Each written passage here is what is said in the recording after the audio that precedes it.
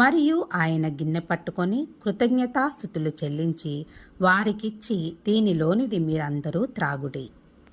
అలాగే మార్కు సువార్త 14వ అధ్యాయము 22-23 వచనములలో ఇలా వ్రాయబడి ఉంది. వారు భోజనము చేయుచుండగా ఆయన యొక్క రొట్టెను పట్టుకొని ఆశీర్వదించి విరిచి వారికిచ్చి, మీరు తీసుకొనుడి, ఇది నా శరీరమనెను. పిమ్మట ఆయన గిన్నె పట్టుకొని కృతజ్ఞతాస్థుతులు చెల్లించి దాన్ని వారికిచ్చెను. వారందరూ దానిలోనిది త్రాగిరి. కాబట్టి ఇప్పుడు చదువుకున్న ఈ వచనముల ఆధారంగా ఇతర పండుగలతో అనగా మనుష్యులు కల్పించిన పండుగలతో శ్రమదినము, మట్టల ఆదివారము, గుడ్ ఫ్రైడే, ఈస్టర్, క్రిస్మస్ ఇలా చెప్పుకునే పండుగలు మనకు సంబంధం లేదని నిజమైన క్రైస్తవుడు ఖచ్చితంగా గ్రహించాలి.